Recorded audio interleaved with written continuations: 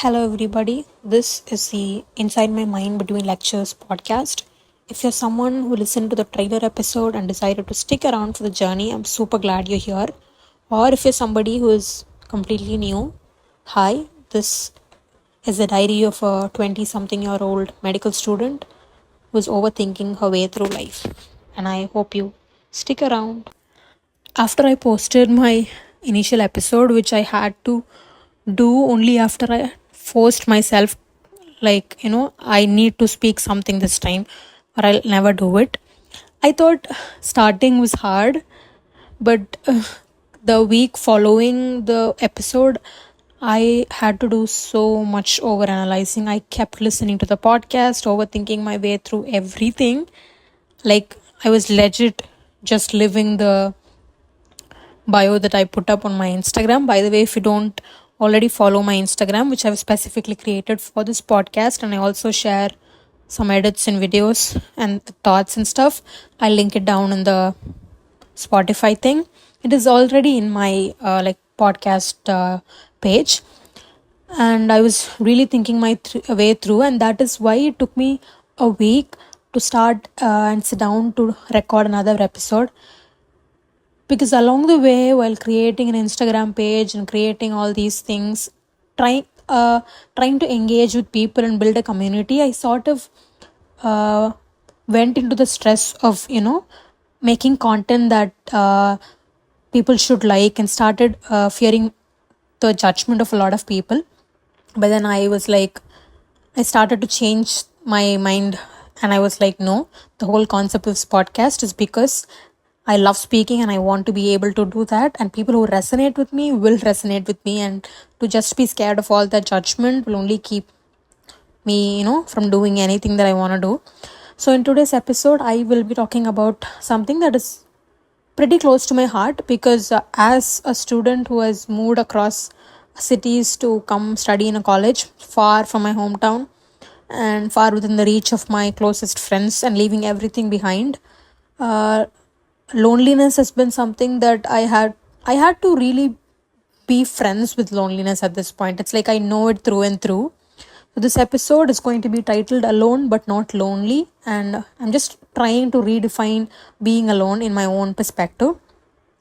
First of all, let's look into what alone and lonely means. Alone means that when you are physically alone, there is nobody in your surrounding that you can talk to. There is no physical human presence that is there. But lonely is more of a psychological feeling, I feel. It's like even when you are surrounded by a lot of people, you can still feel very lonely.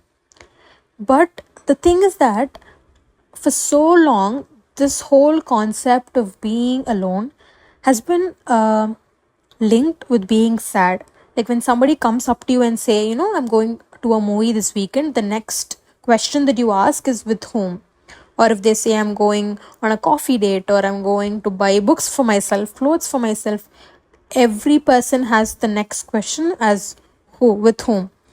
Like everybody assumes that you have to have somebody to go with, and if you're going alone, they look at you with such pity and like, aren't anyone available? Do you want me to come? Like, no.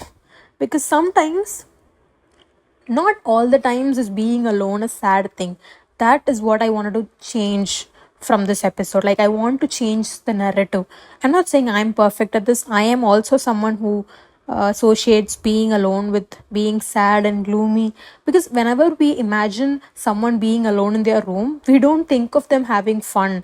We just imagine them in the dark, sitting with themselves and thinking and overthinking, and it just isn't a very good imagination to have, so I want to change that narrative and start to believe that sometimes, even when you are alone, it does not necessarily mean that you have to be sad. You can be completely happy, satisfied, and in love with being alone sometimes. And that is what I want to achieve through this episode.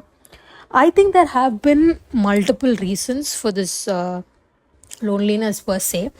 First off, it is definitely the influence of social media, because we've gotten so used to scrolling, because there is so much distractions for you to do with your phone, that talking to people who are right with you sitting right beside you. It takes so much effort at this point because scrolling through Instagram gives you a lot of dopamine, and it's also easy. Like, I don't have to get through the awkwardness, I don't have to face my social anxiety. I could just go sit in my bed, be in my comfortable clothes, and scroll. The comfort of being with yourself has just stopped us from even trying to make any sort of conversation at all. And this also comes, I think it is been it has grown in intensity after the pandemic, because even before the pandemic people were lonely. I'm not saying it just was invented in one day, but after the pandemic people started doing things alone because it was more comfortable. As long as you're doing it and you love doing it, I am not one to question. Like, you do you. If you're happy, I'm just more than happy for you. But I am talking about the people who stay alone, who isolate themselves because of the fear of judgment, because of fear that you will be criticized, that you will be judged if you go out and talk, who are afraid to make even small talk because they're like, what if I say the wrong things? What if they don't like what I am going to say? What if my perspective and their perspectives do not match? But the thing that you have to realize is that that is the whole point. Because all of us are unique in our own different ways, and our perspectives are not meant to match. We are supposed to be unique. We are supposed to have different opinions, and that's the beauty of being human. If someone is not mature enough to accept your opinion and their opinion, and consider that it's just two different things, and accept it like that, and accept you as you are, maybe you're just learning or thriving for friendship in the friendship or relationship, in that case, in the wrong place, is what I'm saying. But like, there is also this comfort of being in your own room that makes you want to stay in there. So the whole concept of this episode is just that you need to realize, I want you to be alone. I want you to enjoy being alone, but not because of the fear of talking to people, but because you love being alone. It's the whole thing, right? There are numerous things that you can do when you are alone that you will never get to do when you're with people. For example, if you were someone, you went through a loss, or a heartbreak, or a friendship breakup, something like that. You lose a person who meant so much to you. If you put yourself into complete, you start going to parties, you be with people, you are surrounded with friends and everything all the time, that will help. You will feel happy and everything. But do you really think you will have time for self reflection? Will you really be able to answer the question, what happened, ever? Because the thing is, at that point it might feel good to get some sort of dopamine. I'm not saying that is wrong, but there needs to be some alone time, because otherwise you are just going to repeat the same patterns over and over again. Like, you made some mistakes in this relationship. I'm not saying that you are the one that wrong. The other person might have also done things, but we can't control their actions, right? We can only control what we are doing about it. So if I don't look into my attachment style, how this breakup is affecting me, how this loss is affecting me, if I don't sit down with that question, I'll never be able to figure it out. And thus I will just keep attracting the same type of people. I'll just be the same type of person in the next relationships and friendships that I go into, which will lead to much more losses, in my opinion. So I think alone time in that perspective is very essential for you, because only then, when you sit with yourself and you think, what really happened, what things could I have done differently. We are not talking about the other person's perspective at all. That is a topic for completely another day. We're talking about what you can do with yourself so that you don't get hurt in the future. I'm not saying you have to change yourself for this person, that person. I'm not talking about change like that. I'm talking about change that helps you grow, that helps you stop yourself from getting hurt, is what I'm saying, right? And also, another thing is, I want you to be alone, not because you are scared of the world. I want you to be alone because you love your own company that much, is what I'm saying. But that does not mean that you have always be in your room locked up and isolate yourself from the world just because I'm happy. No, because as humans we are social animals. We require some sort of social connections with people, and you need to be able to do that time and time off. Like, It's not like you have to do it every day, but once in a while, I think that should be there. And only when you spend time with yourself, you will start to notice different things about you which you had no clue about. The things that you do when no one else is watching. For example, you could be someone who loved reading, but imagine you're reading a book while you're traveling in the metro.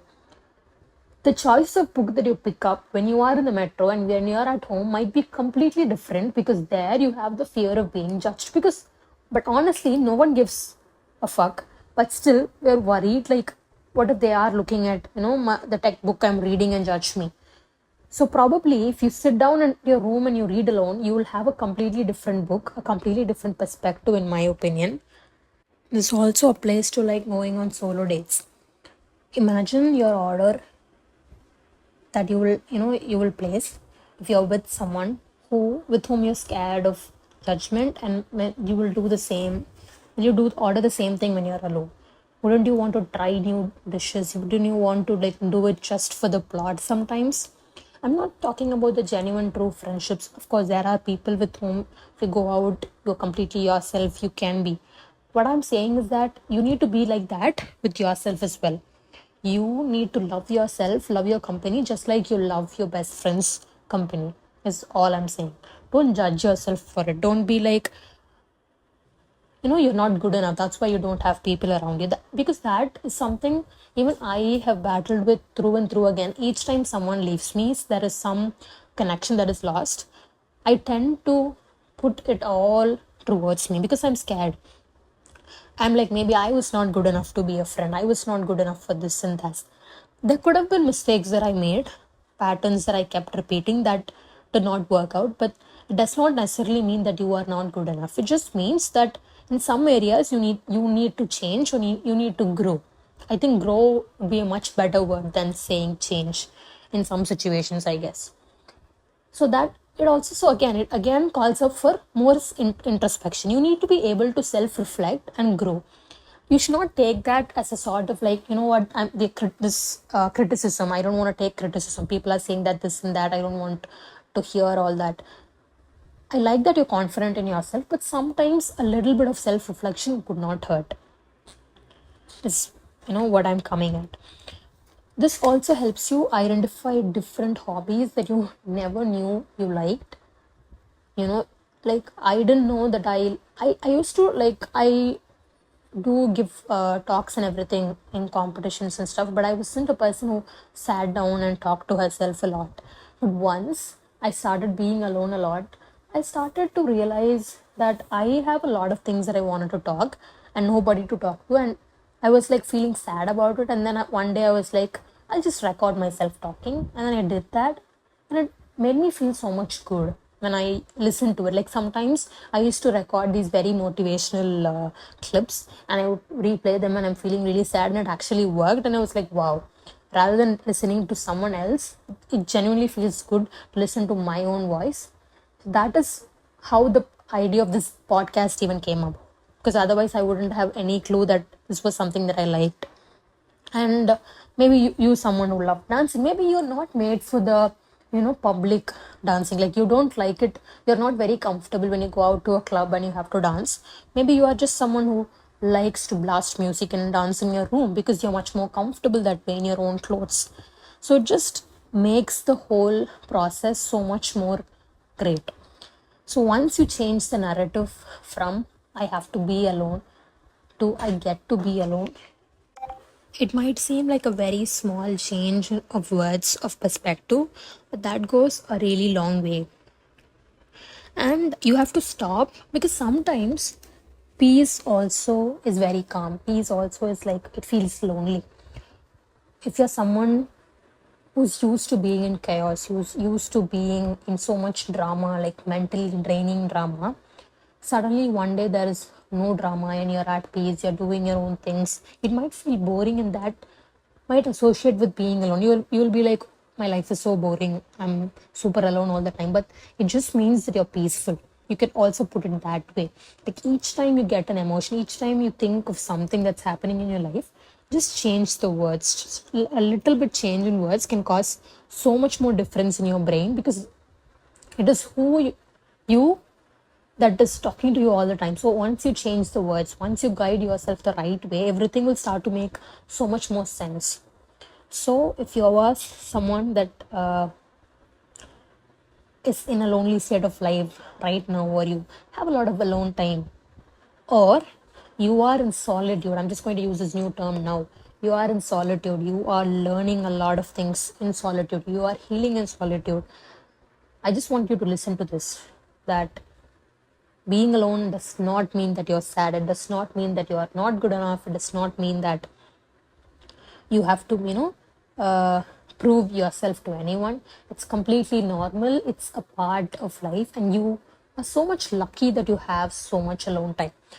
Learn to enjoy being alone and have this whole concept of joy of missing out. I recently came across this concept where you're like, you are in the joy of missing out, because it makes so much sense to be with myself and have fun rather than to go out and to have a draining relationship. Having a draining relationship or friendship is so bad. Like, being alone is so much more better than all of that, in my opinion, is what I'm saying. So if you are going through some of these phases right now, you are not alone. And even if you you're not alone in the sense there are a lot of people going through it, and it is a completely normal phase of life. You can just use it to do a lot of different things. And I really hope this episode helps you get into a little bit into that.